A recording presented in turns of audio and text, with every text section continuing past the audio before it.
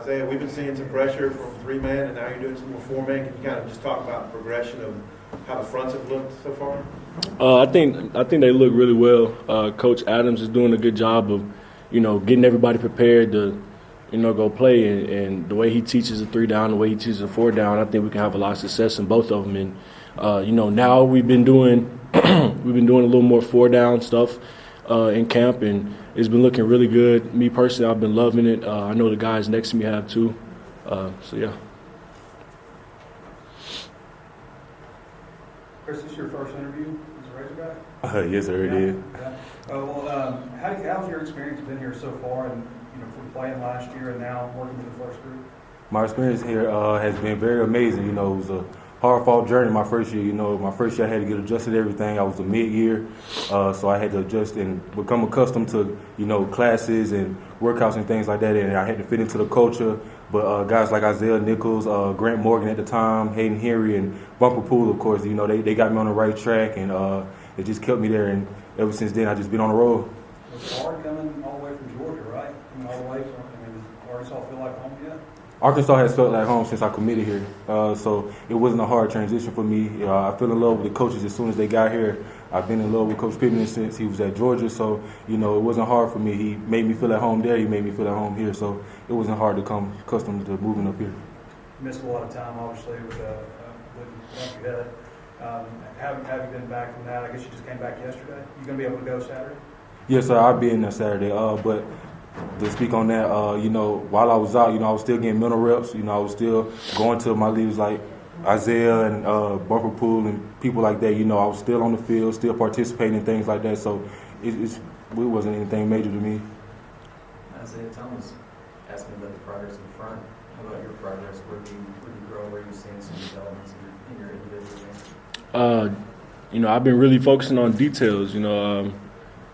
I've been working on my feet. I know emphasis for today was making sure I'm gaining ground on my feet. And, the past couple of weeks I've been, making sure when we're taking, slant steps into the zone or, they're zoning to me that I'm not overstepping and getting out of my gap and I got to, get vertical. And, just being consistent with my hands, firing off the ball, being violent, block destruction, just the details and everything, just trying to fine-tune everything and just trying to be the most explosive player I can be.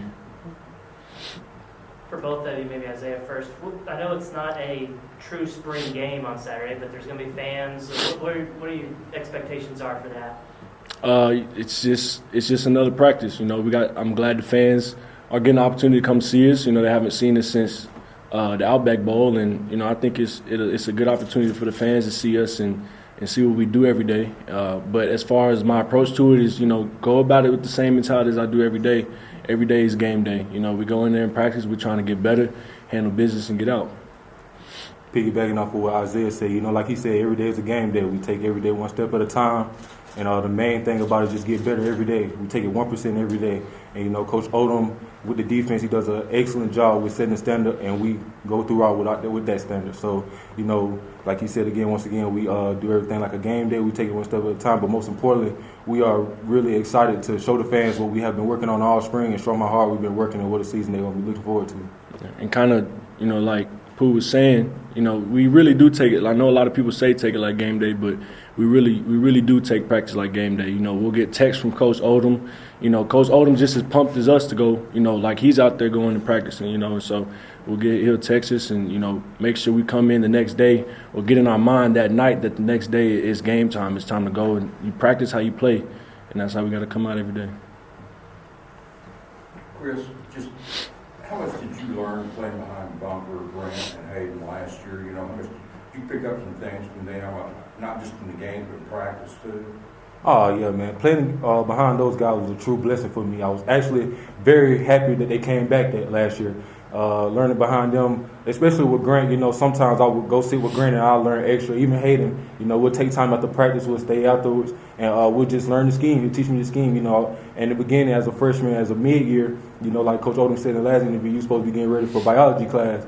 But I was, out here, I had to put my big boy pants on, so, he had to teach me the schemes, how the defensive line maneuver, how we maneuver, and DB. So playing behind those guys was a true blessing, especially Grant Morgan. This defense is really made for linebackers to get some good stats. So that's something. One of the things I know that's not driving factor maybe? Is that one of the things that helped you choose Arkansas, just the fact the way the linebackers get to play in this defense, freedom and stuff? Yes, sir, that was one of the factors, but I would say the most important factor to me was family and my recruitment. So, like I said, I've been having a relationship with all these coaches since they was at different schools, and once they came to this one, it was like God was just telling me, you know, this is the place I have to be, this is where I will thrive, and this is why I have been thriving since. I'd say a few years ago you were a newcomer, but you and Carter kind of the old hands in there now. How is Cam Ball coming along, and how much are you guys working with him some?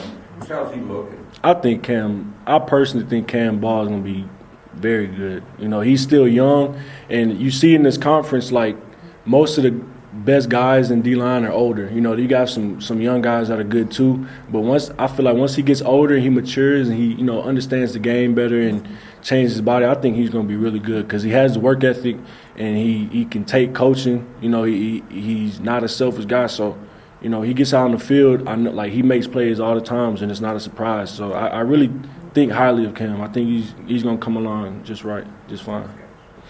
And Pooh, correct me if I'm wrong, but I saw a set today with you and Bumper at linebacker and Sanders was kind of on the edge. Can you tell us about that formation, just kind of what the benefits are maybe of it?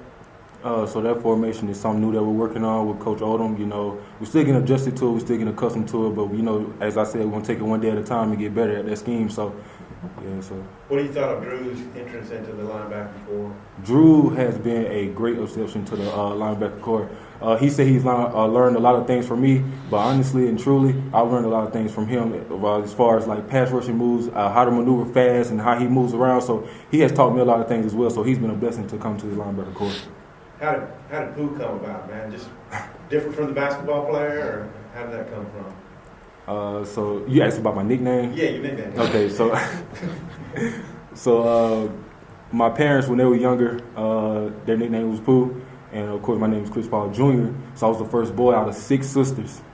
So my dad wanted me to be a junior, and, you know, a lot of people thought my nickname was going to be CJ, but it wasn't. So he gave me his nickname, and that's how it just came about. People just started calling me Pooh ever since my mom started screaming my name at Little League games. When you're not being Pooh, do you prefer Chris or Christopher? Honestly, I prefer Pooh. Pooh? Okay. All my questions just got used up all at once, but I was curious about the transfer portal. Isaiah, even since you've been here, it's changed so dramatically, so recently. How has that been, like, meshing with so many new guys, with, you know, McLaughlin's coming in, and, you know, just on defense alone, Breeny and Landon Jackson and Drew Sanders, all those guys. How do you guys, I mean, you got to welcome them in, bring them in part of the team, but it's different than freshmen because they're, you know, older guys. Yeah, so I feel like it could be even easier, you know, to get along with an older guy that comes in, because especially one that's come from the SEC or, you know, a good solid team, because, you know, they're not coming here to lose, and, you know, they come here because they believe in the program, just like freshmen they come in here. So when we get in here, it's like we all on the same page, and we really have a family environment here. And so, like, when Breeny came in, and, you know, Nudie and other guys that come transfer in, it's like we click instantly because, you know, we all here about, we trying to win. So there's no room for, you know, trying to single a guy out or, you know, treating somebody different because they used to play for other schools. Like, if we're here and you're wearing red, we're a family. Yeah, Isaiah, I just wondered if you could just kind of encapsulate what your journey at Arkansas has been like. I know football players are never satisfied with where they are. Are you pretty pleased with where you are like at this moment? I mean, it's definitely been, you know, a crazy journey leading up until now. You know, I would say I'm proud in the sense that I'm getting better, but I think I have a lot more left. I mean, a lot more growing to do, and just like anybody, the best have a lot more growing to do too. So I try not to think too highly of what I've done and try to focus more on what I can do and what I can do better. So, I mean, to answer your question, yes, I'm proud of where I've come from when I started 4 years ago, but, you know, my day-to-day focus is on what I can do to get better and how I can be better next practice or next game or the next day than I was the previous day. Isaiah, I'm curious what you've seen from Landon Jackson. I know he's been kind of dinged up and everything, but got to come back to practice this week a little bit. What have you seen from him? I think from just seeing him come back, and I told him to, I said, he looks good. Like, the way he can move, and he's been going through bags, good feet. you know, and especially coming off an ACL injury and, you know, injuring his ankles and stuff, he moves good, and it looks like he's been doing footwork and hands drills, and he looks good. I think he's going to help us out a lot once he gets fully healthy. Well, you mentioned growing up with a bunch of sisters. What was that like, and does that maybe help with your maturation at a younger age?